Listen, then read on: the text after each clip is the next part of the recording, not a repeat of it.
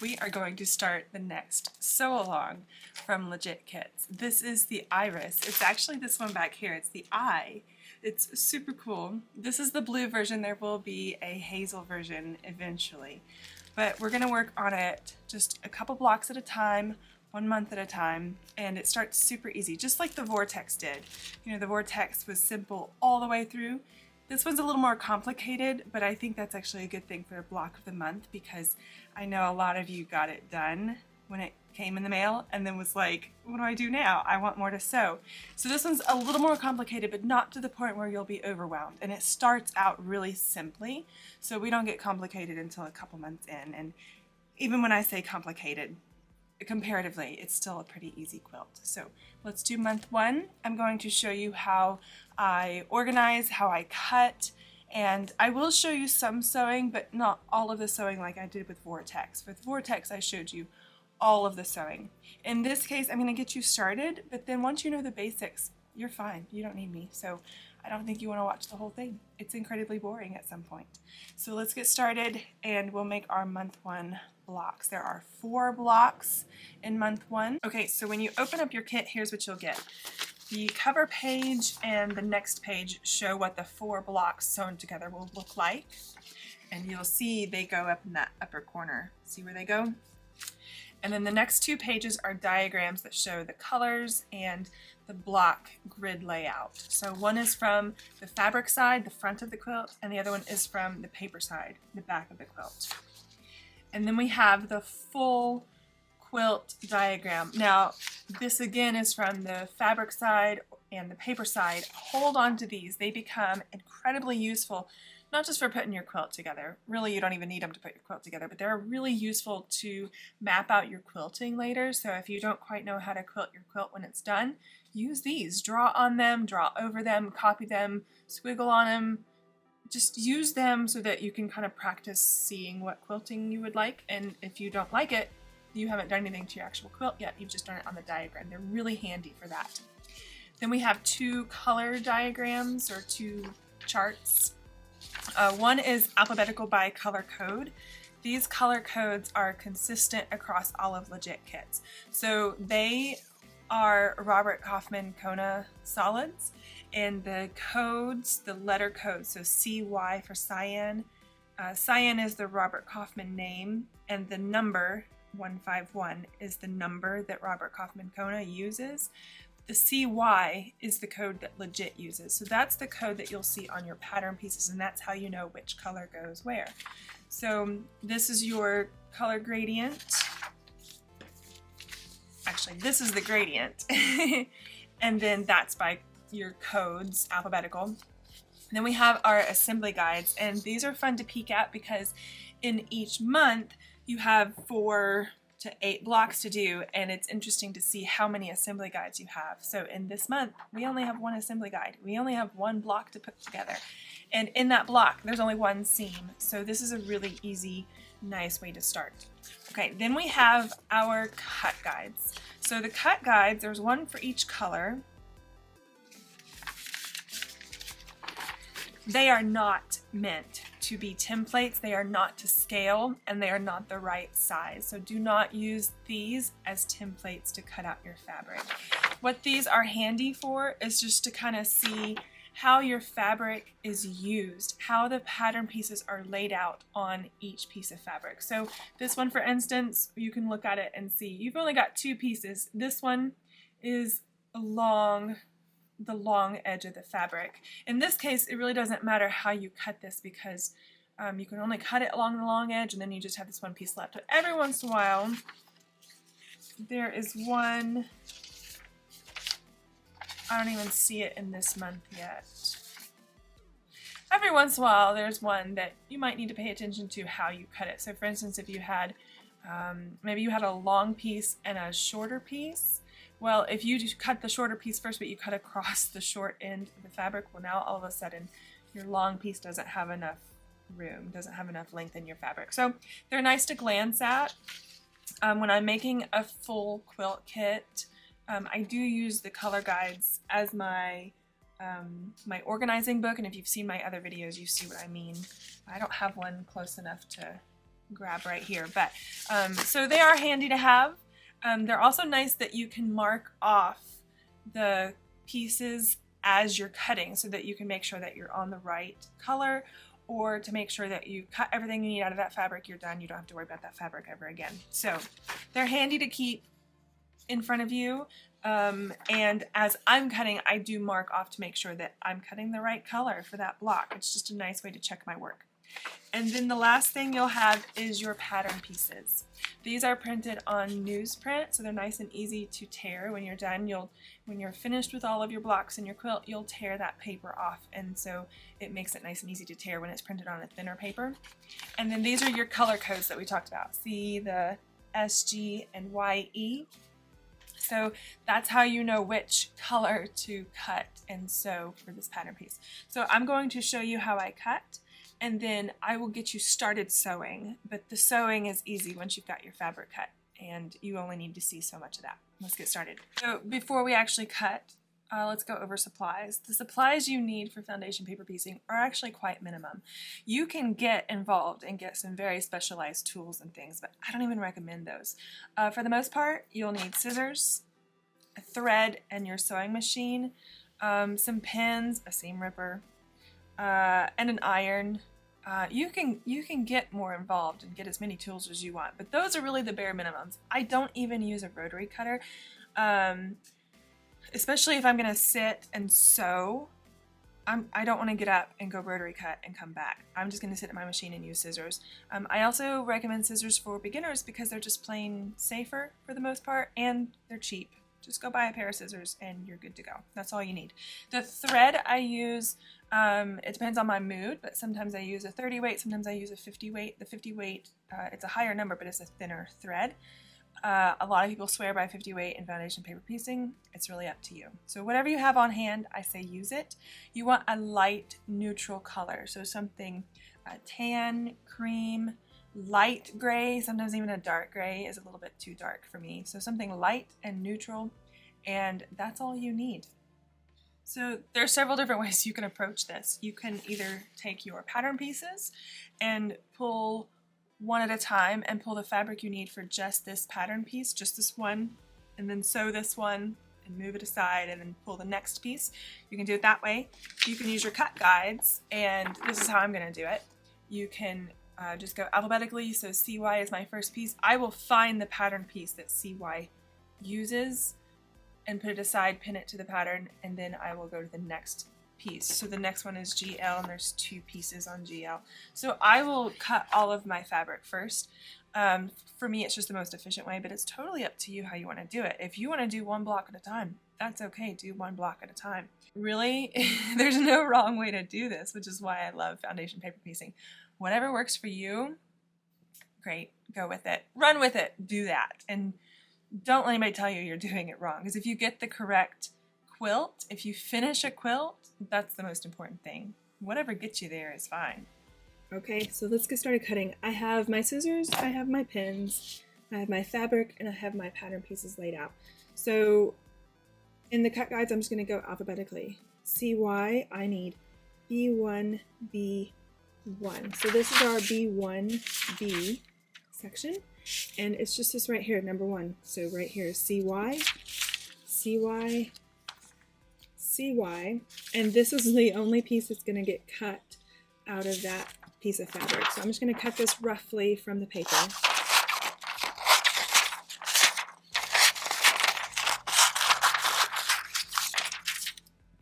And then CY will go on here, and I'll pin it, and then I'm just going to cut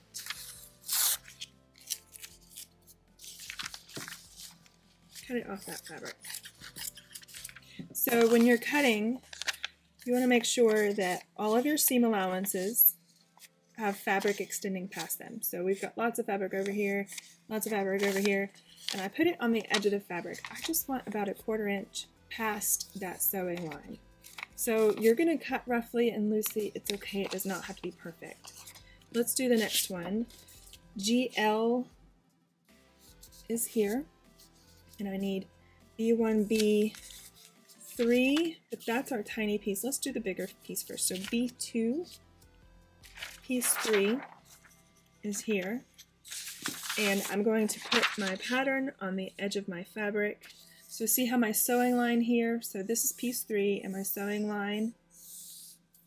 I'm going to put the sewing line about 1/4 inch from the edge of that fabric. It's actually a little more than 1/4 inch. I'm just being generous with myself. We know we have lots of fabric. So I'll put it on the edge of that fabric, and then I'm just going to cut underneath, and I'm cutting just past that sewing line on the other end.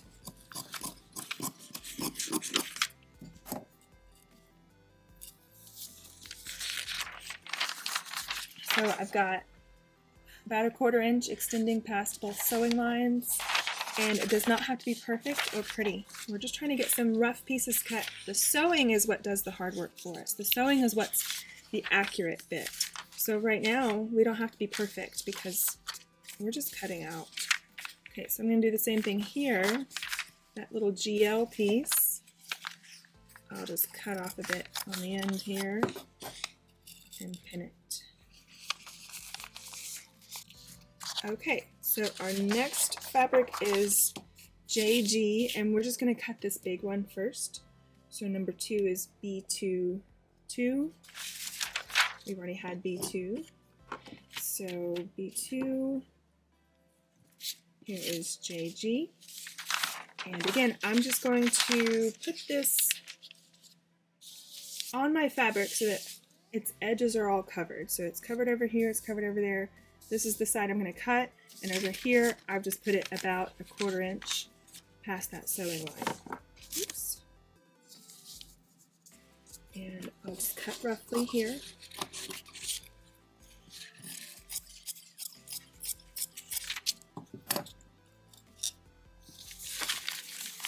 Connect to my fabric. And then the other piece is B1, B4. We've also had that one before. It's this little one. And I'm just going to slice off a bit here for that piece.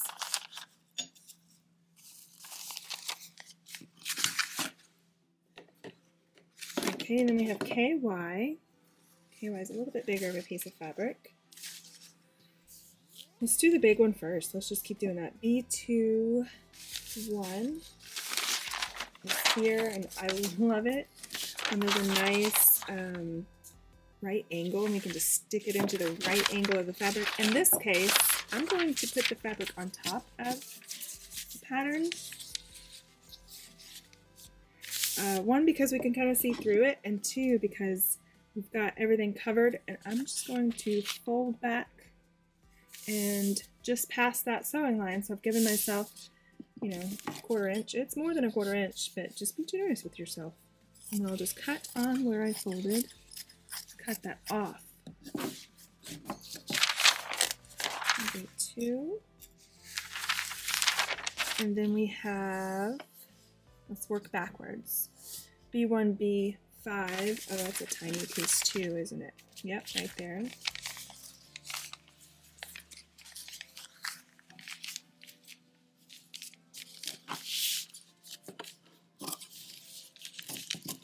If you run out of fabric, Legit Kits has a fabric guarantee. They'll send you more. Or if your dog eats your fabric, that has happened before. If you lose it, if it falls behind your table and you can't find it, ask me how I know. That one just needs one more piece of fabric and we can sew it. And then we have B1A4. Cut off this extra. And let's find just a long edge to put this on. There.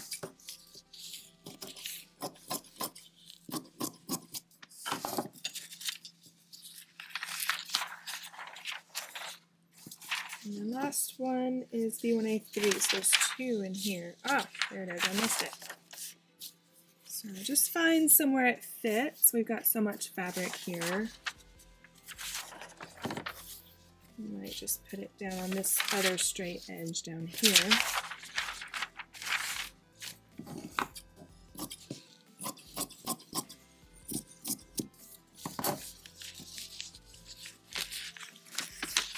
Okay, that's that fabric done. sea glass has 2 pieces cut out of it.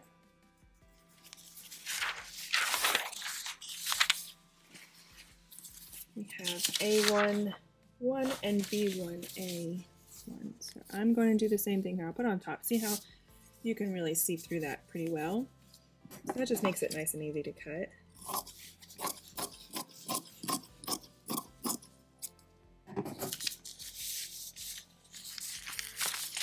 And then we have B1A1, and I'm going to be, actually it'll fit pretty nicely right there.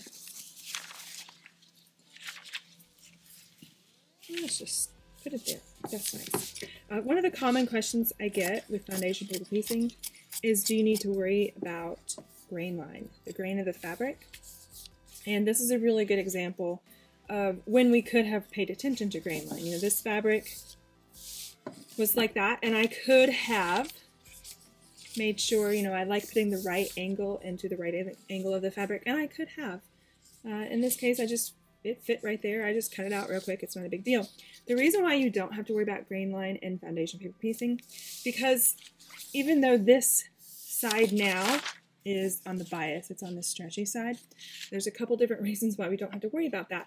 One, the paper is our foundation. The paper will stabilize the fabric. So it really doesn't matter what's on the bias and what's not, because the paper will stabilize it for us. The other reason is the next block will also stabilize it. So even if we were to pay attention to how this was cut, let's say we did cut this on the straight of grain, well, there's no guessing, or we don't know what grain the next block will be on. So it's very likely the next block will either be on the bias or on the straight of grain, but they counteract each other, or the paper, you know, stabilizes them. You have so many fail-safes throughout the process. So even if this block is on the bias, the next one might be on straight of grain. Even if both of these are on the bias, the paper stabilizes it, and then when you're all done with your quilt, your batting and your backing and your quilting will stabilize it. So as for the most part, there's an exception to every rule. But for the most part in foundation paper piecing, I do not worry about grain line, because you have so many checks along the way that make sure that the bias edge is not an issue. So this one is cut. Okay, and sea glass is done. Spruce. And I need B2, 4, which is here.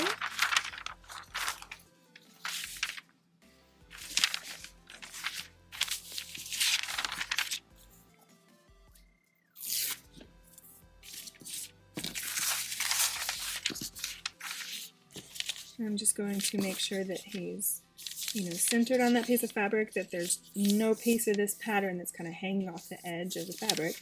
I want the pattern piece all on the fabric.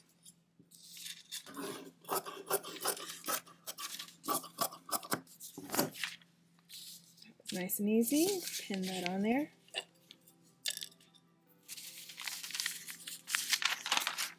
And then we have cornflower V. Oh, we just have 2 pieces of fabric after, well, this is our second to last fabric. We're almost done. So let's do number 1 first. A2, 2, which is here.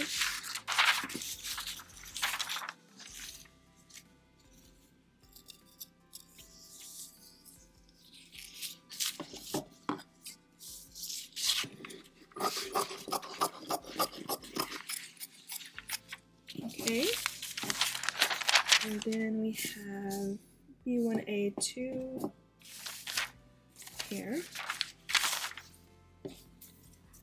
and I think I'll put them on this long straight edge.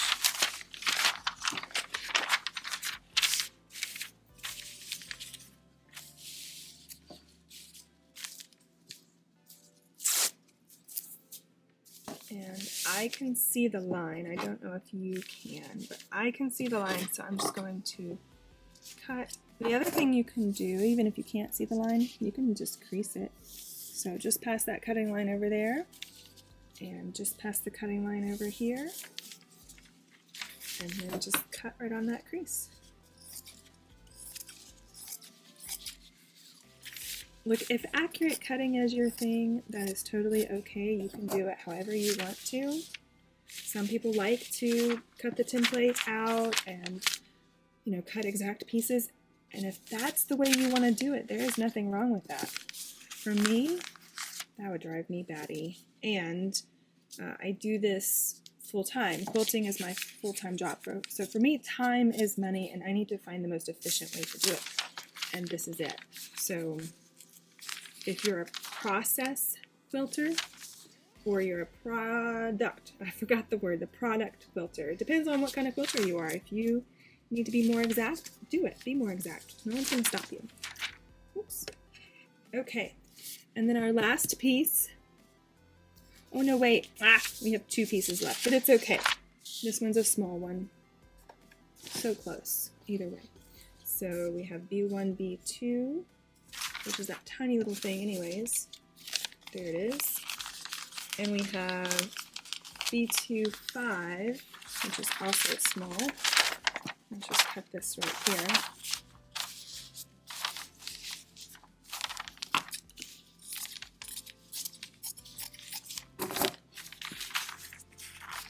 Okay, this one's ready to cut, so we're ready to sew. So I will stack all these up in numerical order.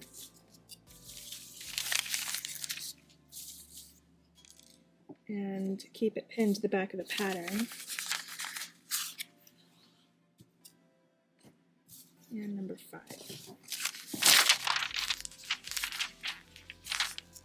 That one's ready.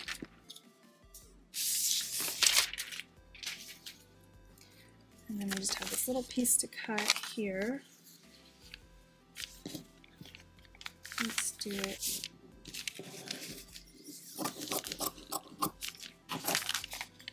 So we'll pin this 1, 2.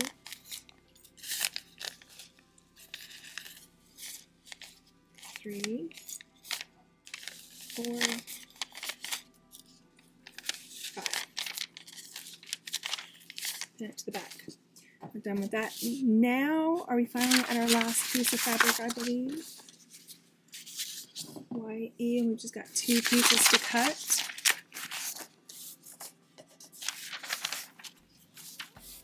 We've got A2-1 and A1-2. There we go.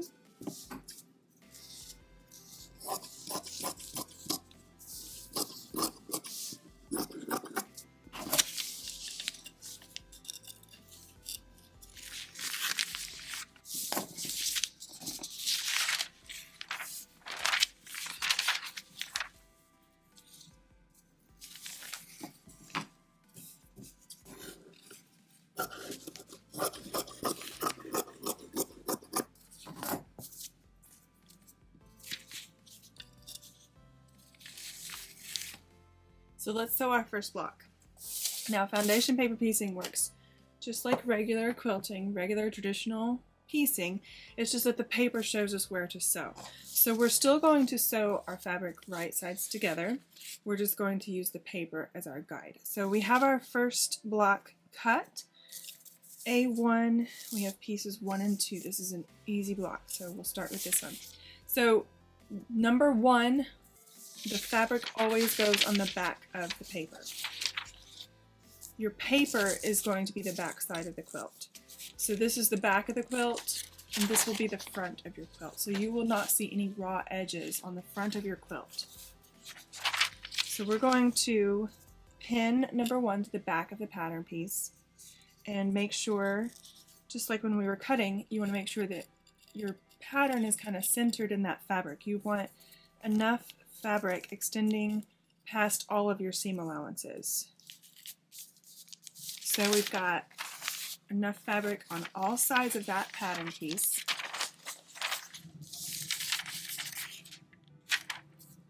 Now number 2 is going right sides together.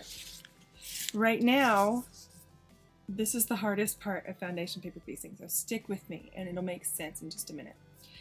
Number 2 and number 1 need to be sewn right sides together on the sewing line between 1 and 2. So we are going to put number 2 on top of the pattern piece. So the fabric goes on top of the pattern piece. And again, we're going to check that everything is covered. We have fabric extending past all of our seam allowances. I'm going to take that fabric and just fold it back right on that sewing line. This does not have to be, like, you don't have to put a lot of energy into creasing it. Just in a couple places here, down that sewing line, right on the sewing line. And then we're going to position our paper so that the lower number is left and the higher number is right. And I'm going to take that fabric and flip it to the right. So that key, it's really key that the lower number is left and the higher number is right, and your sewing line is straight out ahead of you. Just like you're going to sew on this line, that sewing line should be straight out ahead of you. Now take that fabric to the right, and that crease should be straight up and down, just like that line is straight up and down. Now we're going to take our paper and put it on top of that crease. The crease we made shows us right where our sewing line needs to go. So I check at the top and at the bottom and just make sure that my sewing line is right on that crease.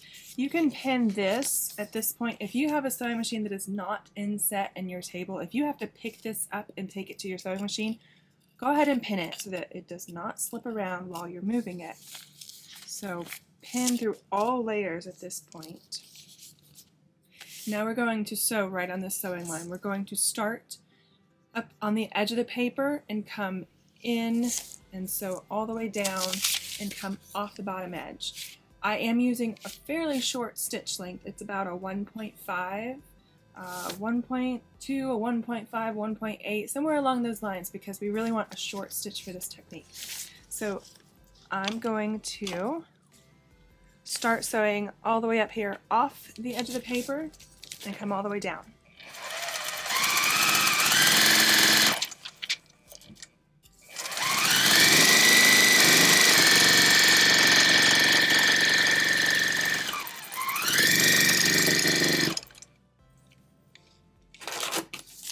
Okay, oops, that did not cut. Sometimes it acts up. Okay, so you see we actually sewed them right sides together, but we used the paper to show us where to sew. And when we open it up, you'll see our pattern is well covered. And practice sewing right on the line. That's really important, because the more accurate you are with your sewing and your ironing, then the more accurate your quilt will be in the end. I'm going to take my scissors and just trim off that extra seam allowance. About a 1/4 inch, but it does not have to be exact. And then you'll iron this to one side. And when you're ironing, make sure that you're really pushing that fabric against the sewing line. Again, you don't have to put a lot of effort into it, but just make sure you're truly opening that up so that you're not pressing any creases into that seam. So open that up and give it a good press. Let's do one more piece. Let's do this one, B1A. And I've got them all cut and pinned to the back in numerical order. So just like the first time, number 1 gets pinned to the back of the pattern. Make sure all of your seam allowances are covered and you have fabric extending out past every line. And then orient your pattern so that number 1, the lower number, is left and the higher number is right. Number 2 is to the right. We're not worried about 3 and 4 right now. They don't matter yet. It's not their turn to play. We're just worried about 1 and 2. Those are the only 2 we're going to do right now, and those are the only 2 we're worried about. So 1 and 2, don't worry about 3 and 4. 1 and 2, so lower number left, higher number right. That sewing line is straight out ahead of us. Number 2 is going to go right on top. Now in this case, you You can crease, but it's essentially a straight line. I know that if I put my pattern piece, if I put my fabric about 1/4 inch away from that sewing line,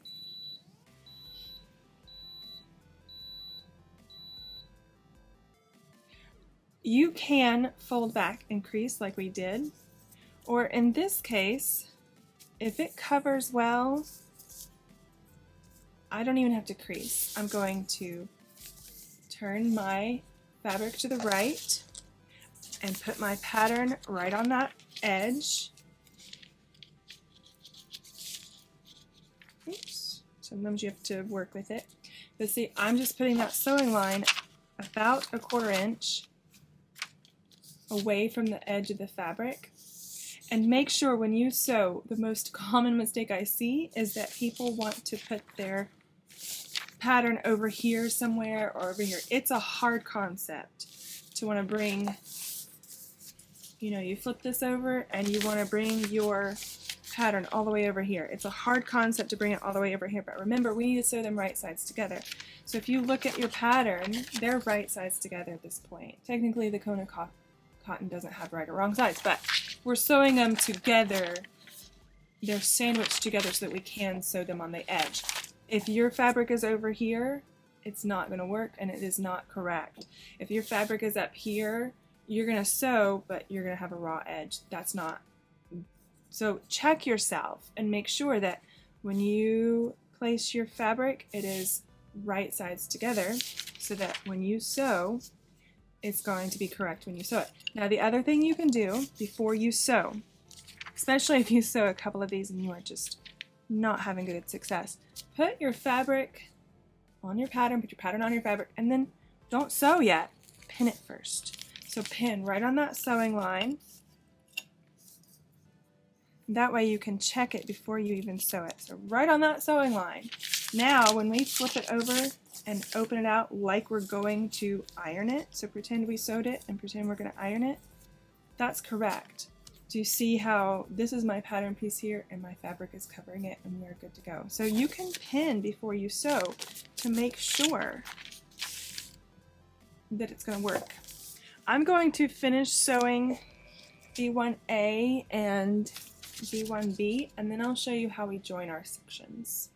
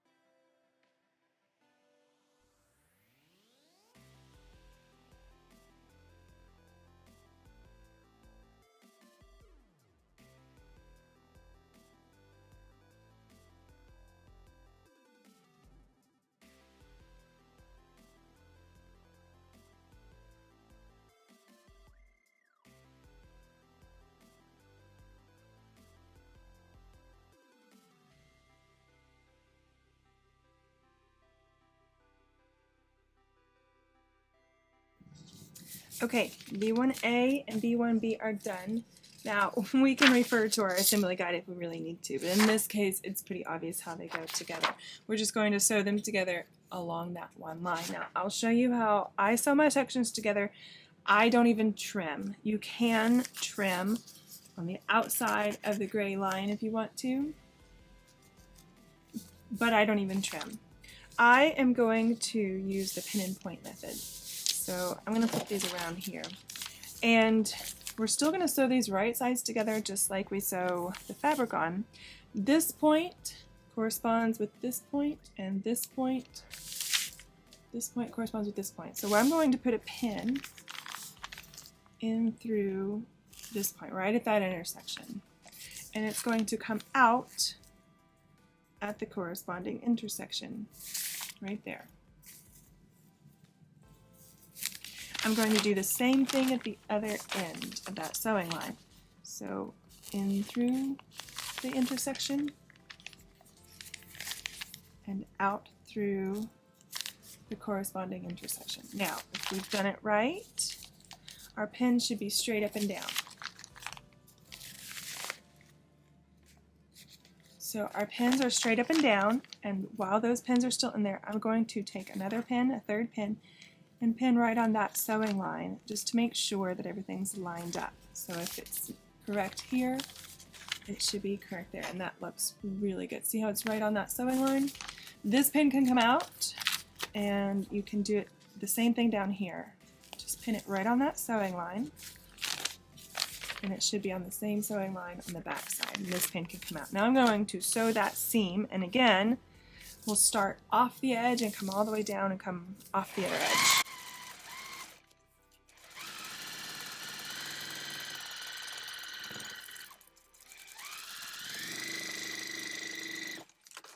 Now here's a big key.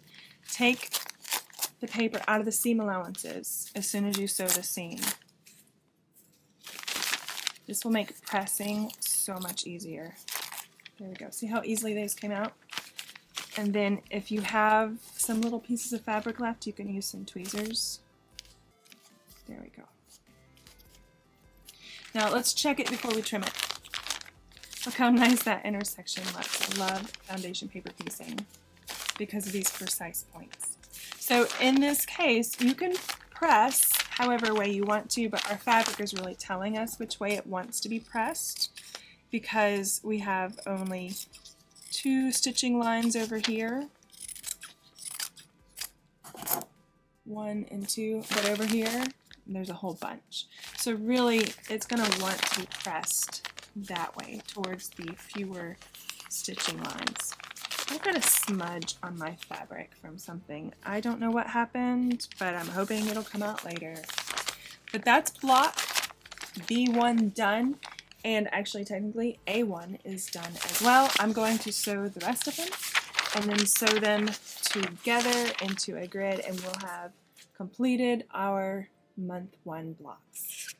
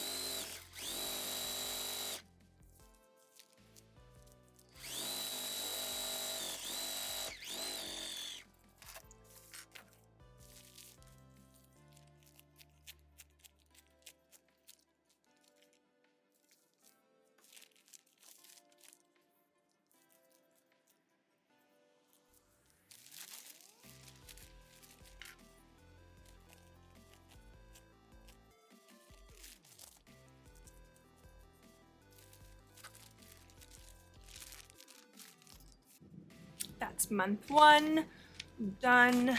You see it goes up in that corner. I promise it'll fit later. So we'll work month by month, and I'll have tips and tricks all along the way. If you have any questions, feel free to comment or message me. You can reach me at crankykangaroo.com. You'll see my upcoming events. I'll be in California and Hawaii in January, where I will be teaching Legit Kits classes. So if you want to take an in-person class, go to crankykangaroo.com. Or if you want to schedule another class, you're always welcome to contact me. We have certified instructors across the country. You know I love you when I'm willing to turn my 3D printer off in order to record. Because when the 3D printer is going, it's a little whiny. So it doesn't bother me, but I think on camera it's super annoying. And then we'll sew them together and we'll have a quarter. Wow. We'll sew them together and we'll have like an 1/8 of the quilt done. So that's a lot of fun. Is that right? An 1/8. 12 months. 4, 8, 4, 8, 12, 16. 16th of the quilt? I don't know. The later months have more blocks in them, so I'm not doing math today. It's like 11 degrees outside and I have my Udi on, so no math. Let's get sewing.